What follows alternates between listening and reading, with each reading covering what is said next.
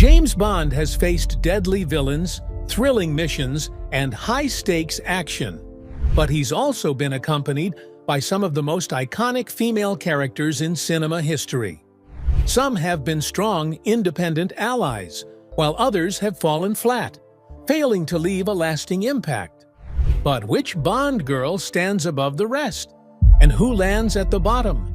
Join us as we rank every Bond girl from worst to best. Stacy Sutton, the miscast geologist. Stacy Sutton, played by Tanya Roberts in A View to a Kill, 1985, is one of the more criticized Bond girls, mainly because of how unconvincing she is in her role. She is introduced as a geologist caught in a conflict with the film's villain, Max Zorin. In theory, this should make her a knowledgeable and capable character, but her portrayal doesn't match her profession. Despite being an expert in her field, she often seems unsure of herself and spends much of the movie relying on Bond for protection. One of the biggest issues with Stacy's character is how miscast she feels. Tanya Roberts was best known for her beauty and charm, but she didn't have the presence or authority needed to make Stacy feel like a real scientist. Her performance is often flat, and the technical dialogue doesn't sound natural coming from her. This makes it difficult for the audience to take her seriously as an expert. Another factor that makes her role awkward is the significant age gap between her and Roger Moore. Moore was nearly 60 at the time, while Roberts was in her mid-20s. Their romantic scenes feel forced, making their relationship less believable. Stacy does have some moments where she shows bravery. She stands up to Zorin and helps Bond in key moments, including the dramatic showdown on the Golden Gate Bridge. While she isn't the strongest Bond girl, she still plays an important part in the story. Christmas Jones, the unbelievable scientist. When it comes to Bond girls, some are known for their charm, others for their intelligence, and a few for their sheer impact on the story. Christmas Jones, played by Denise Richards in The World Is Not Enough, 1999, had the potential to be a great character. She was written as a nuclear physicist, an expert in her field who could bring both brains and beauty to the screen. But unfortunately, her portrayal didn't quite match the role. One of the biggest flaws of Christmas Jones is that she simply doesn't come across as a believable scientist.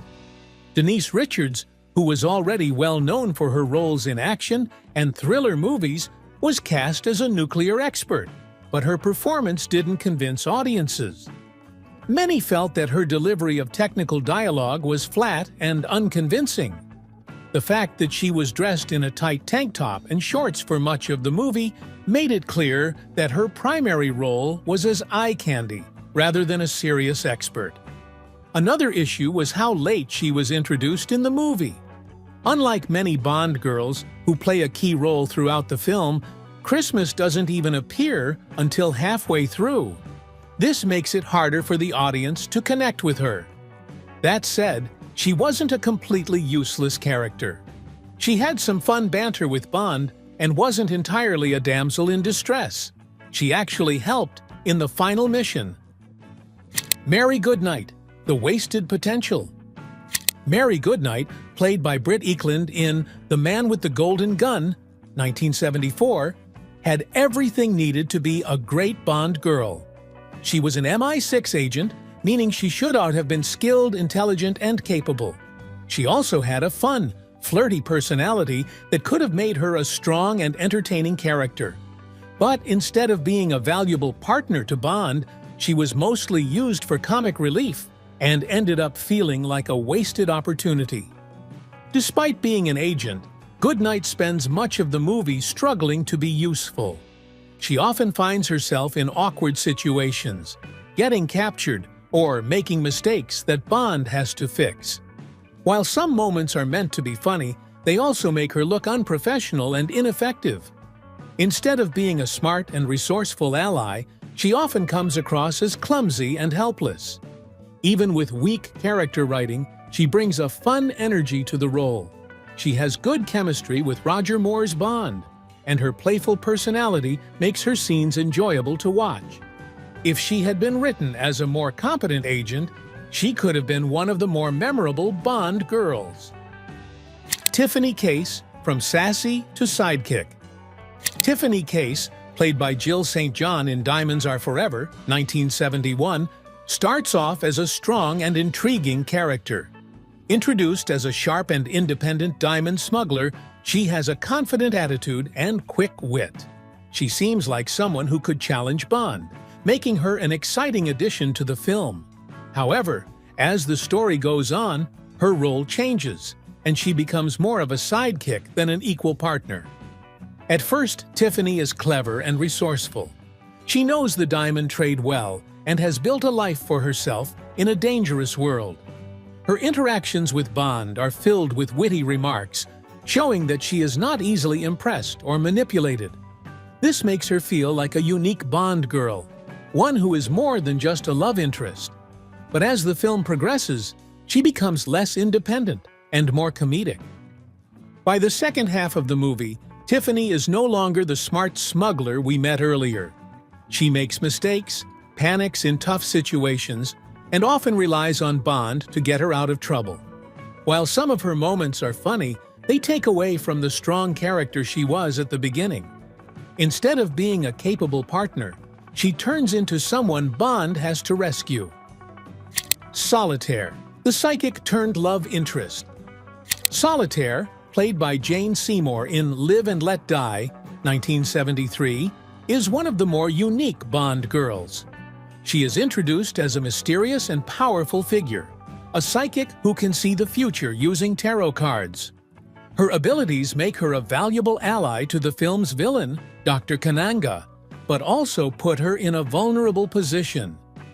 Jane Seymour brings elegance and charm to the role, making Solitaire one of the most memorable Bond girls in the series.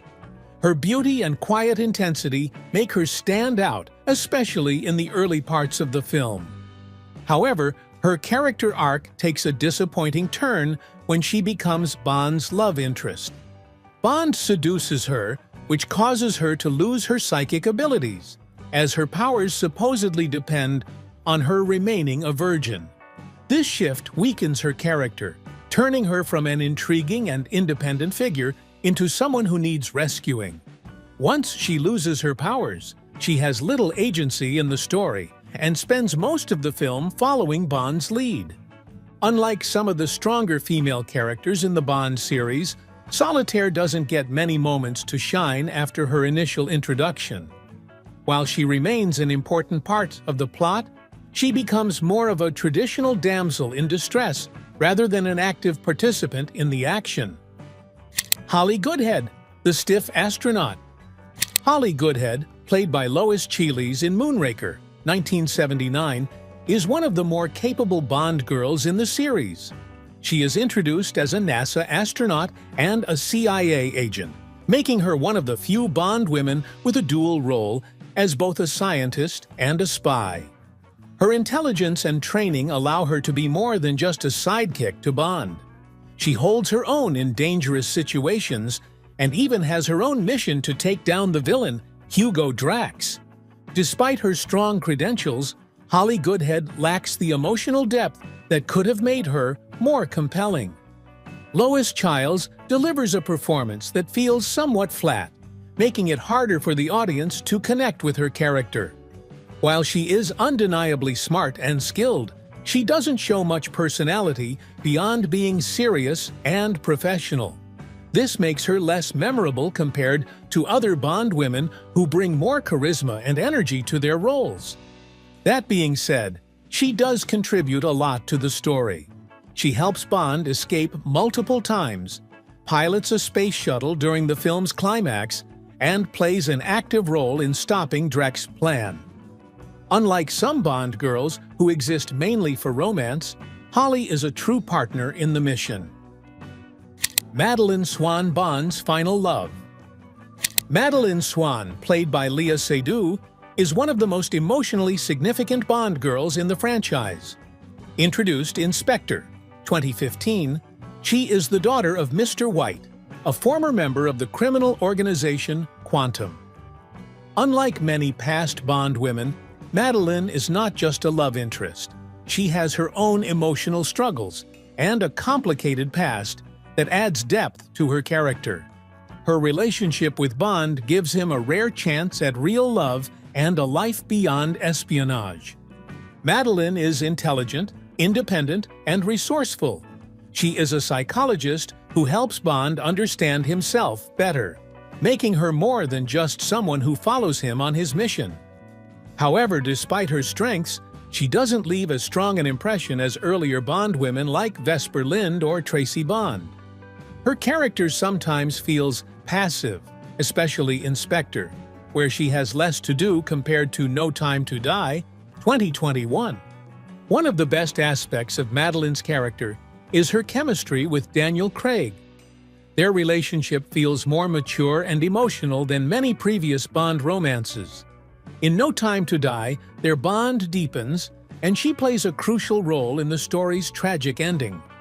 Her presence adds weight to Bond's final moments, making her one of the most important women in his life.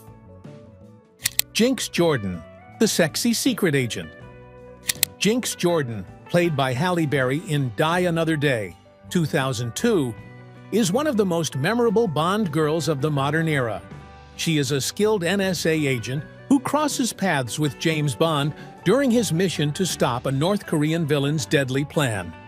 From the moment she appears in her iconic orange bikini, a clear homage to Ursula Andress in Dr. No, Jinx is presented as a confident and capable operative. She is strong, independent, and knows how to handle herself in a fight, making her more than just a typical love interest. Despite her bold presence, Jinx's character feels somewhat underdeveloped. While she has some great action moments, like her sword fight with Miranda Frost, she doesn't get much depth beyond her flirtatious banter with Bond. The film tries to make her an equal to 007, but she sometimes falls into the background as the story focuses more on Bond himself. Jinx was originally intended to lead her own spin-off film, which would have been a first for a Bond girl. However, the project never happened, likely due to the mixed reception of Die Another Day.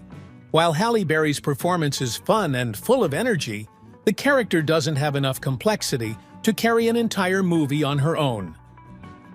Honey Ryder, the original icon. Honey Ryder, played by Ursula Andress in Dr. No, 1962, is the first ever Bond girl and remains one of the most iconic. Her entrance, emerging from the sea in a white bikini with a knife strapped to her side, set the standard for every Bond girl that followed. This moment is one of the most famous in film history and cemented her place as a defining figure in the franchise. Honey is independent and resourceful, living on her own and collecting seashells to sell. She has a tragic backstory, revealing that she was abused and took revenge on her attacker. This gives her character a bit more depth than just being a love interest. However, as the film progresses, she becomes less of an active participant in the story. While she starts off as strong and mysterious, she is eventually captured by Dr. No and spends much of the climax as a damsel in distress, waiting for Bond to save her. Despite this, Ursula Andress' presence and beauty made Honey Ryder unforgettable. Her confidence, combined with her vulnerability, set the template for future Bond girls, some of whom would be given stronger roles.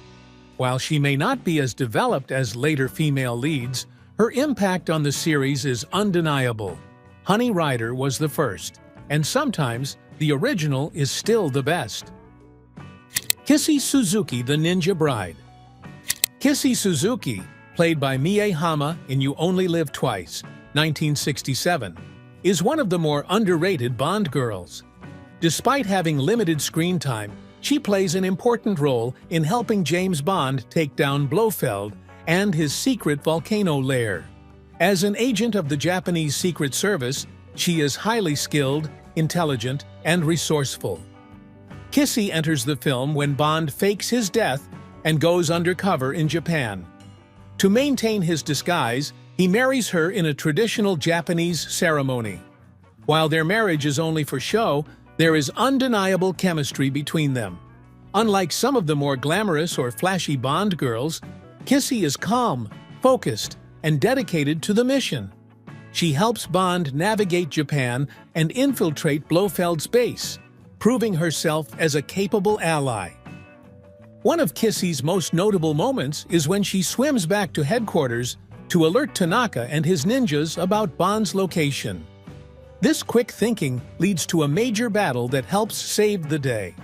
However, despite her contributions, Kissy is often overshadowed by other Bond girls. She doesn't get as much dialogue or character development, and her role is mostly in the second half of the film.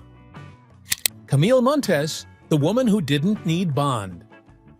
Camille Montes, played by Olga Kurilenko in Quantum of Solace, 2008, is one of the most unique Bond girls in the series.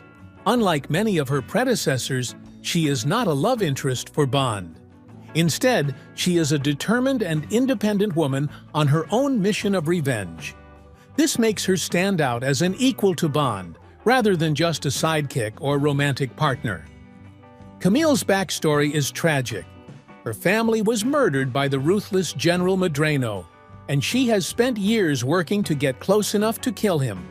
She infiltrates the criminal organization run by Dominic Green, using her intelligence and combat skills to pursue her own goal.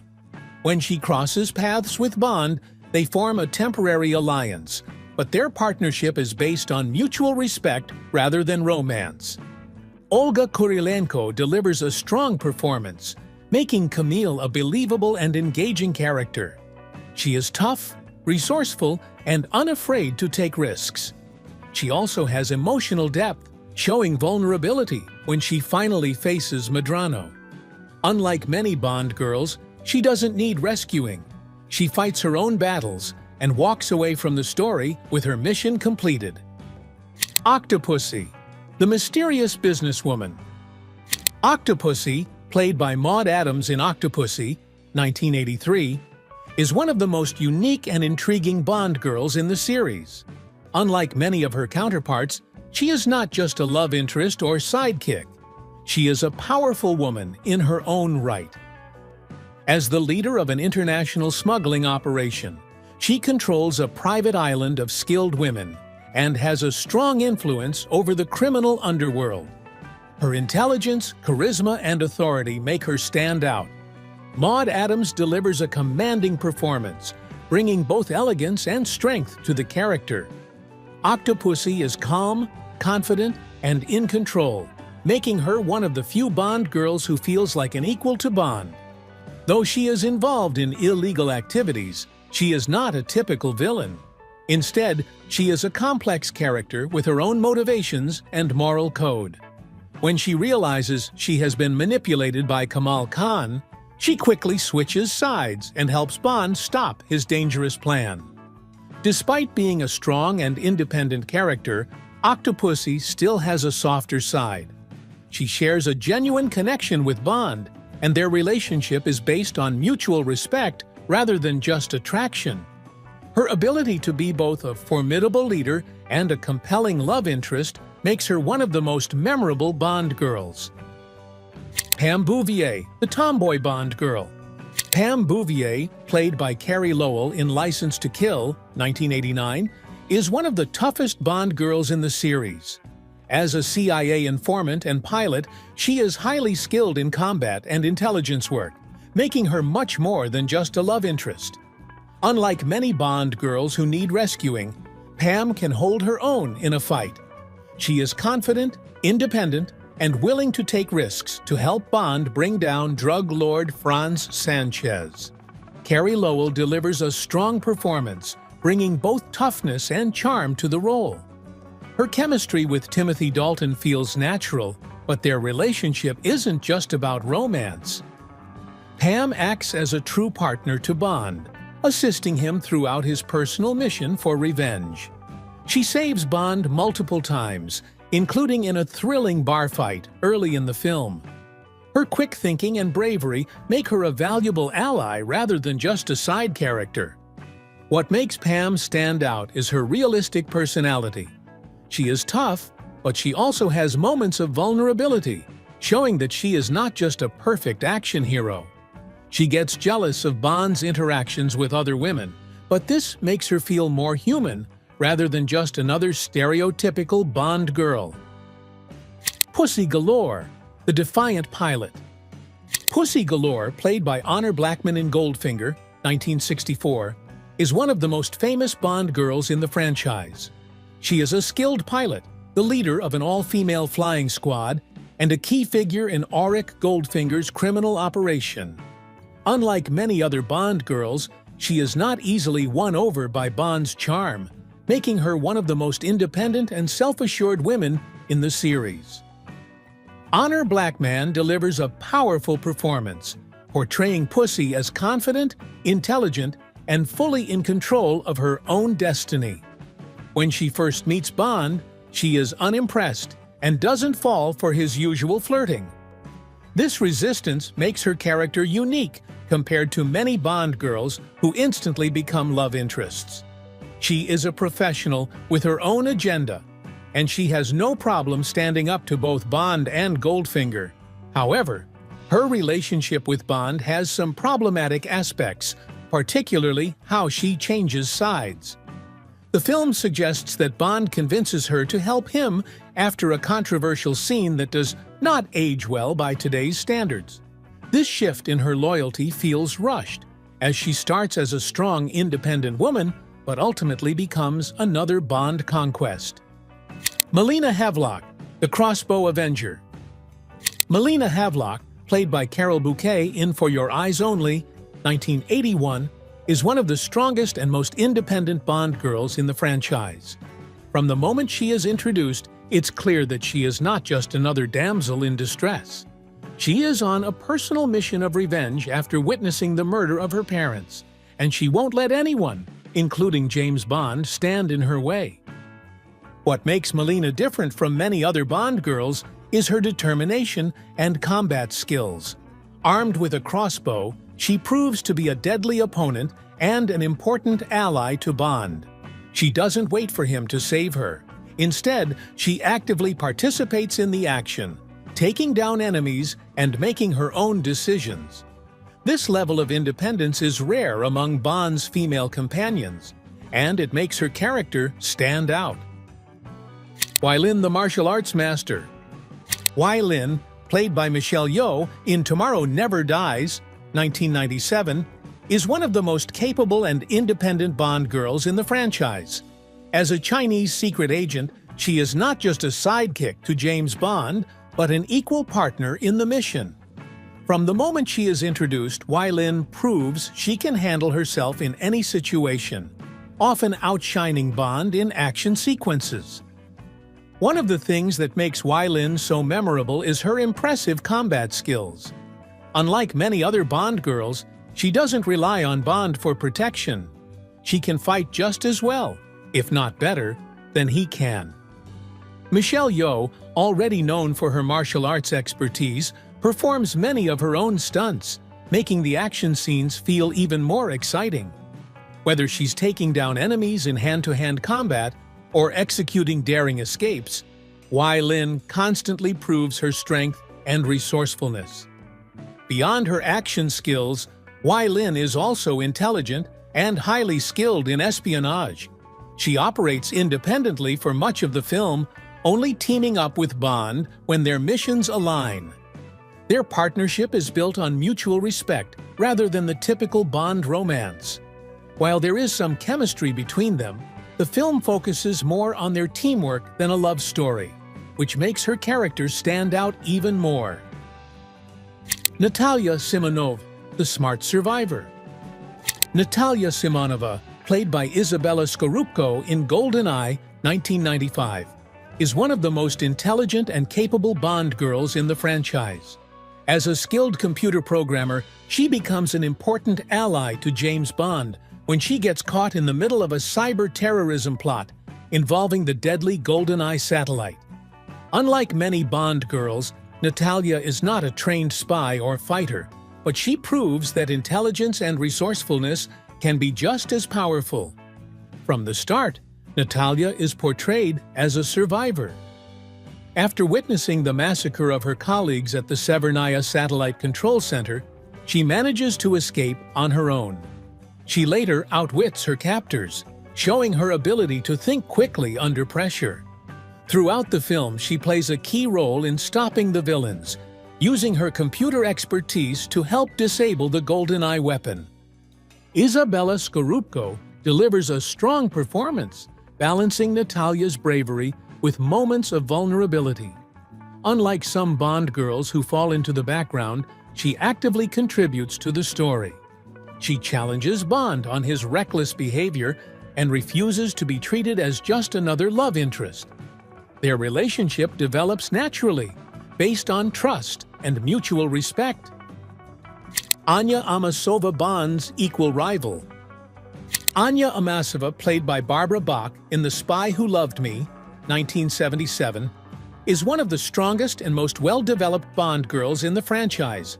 As a highly skilled KGB agent with the codename Agent XXX, she is just as capable as Bond, making her a true rival rather than just a sidekick.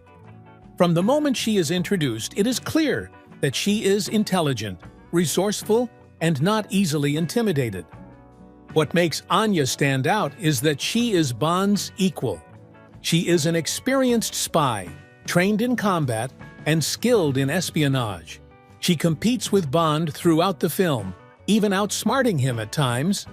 Their dynamic is one of mutual respect and rivalry, which adds an interesting tension to their partnership. Unlike many other Bond girls, she is not simply along for the ride. She has her own mission and goals. Vesper Lynd, the woman who broke Bond. Vesper Lynd, played by Eva Green in Casino Royale, 2006, is one of the most complex and unforgettable Bond girls in the franchise. Unlike many before her, she is not just a love interest or sidekick. She is central to Bond's story, shaping him into the man he becomes. Smart, confident, and mysterious, Vesper immediately stands out when she meets Bond on the train. Their conversation is sharp and full of wit, showing that she is more than capable of keeping up with him. Eva Green delivers a mesmerizing performance, bringing depth and emotion to the character. Vesper is intelligent and independent, working as a British Treasury agent tasked with overseeing Bond's high-stakes poker game. She does not fall for Bond instantly, and their relationship develops naturally over time. As their connection deepens, she allows herself to be vulnerable, which makes her eventual betrayal even more heartbreaking. Vesper's story is one of tragedy. Though she appears to deceive Bond, it is later revealed that she was being blackmailed. She sacrifices herself to save him, leaving behind a cryptic message that helps him uncover the larger conspiracy at play. Her death is a turning point in Bond's life, leading to his cold and guarded nature in later films. Tracy di Vicenzo, the only Mrs. Bond. Tracy di Vicenzo, played by the legendary Diana Rigg, is one of the most important Bond girls in the franchise. She is unique in one major way. She is the only woman James Bond ever marries. This alone makes her stand out, but her impact goes beyond that. Tracy is intelligent, strong-willed, and emotionally complex, making her one of the most well-developed female characters in the series. From the moment she appears in On Her Majesty's Secret Service, 1969, Tracy is different. She is not easily impressed by Bond's usual charm and has a rebellious streak. As the daughter of a powerful crime boss, she is used to a life of privilege, but also carries deep personal struggles. Unlike many Bond girls who exist mainly as love interests, Tracy has her own story. Her romance with Bond develops naturally, and for the first time, we see him fall deeply in love. Diana Rigg's performance is unforgettable. She brings elegance, strength, and warmth to the role, making Tracy feel real and relatable. Her marriage to Bond is a game-changer for the series, showing a more vulnerable side of the famous spy. However, their happiness is short-lived. In one of the most heartbreaking moments in Bond history, Tracy is killed in a drive-by shooting, leaving Bond devastated. And that's our ranking of all the Bond girls. Some were iconic, some were forgettable. But each played a role in shaping the legendary world of James Bond. Whether they were strong allies, fierce rivals, or classic love interests, they all left their mark on the franchise. Do you agree with our list? Who's your favorite Bond girl? Let us know in the comments. And if you enjoyed this, don't forget to like, subscribe, and hit the notification bell for more Bond content. Thanks for watching, and we'll see you in the next one.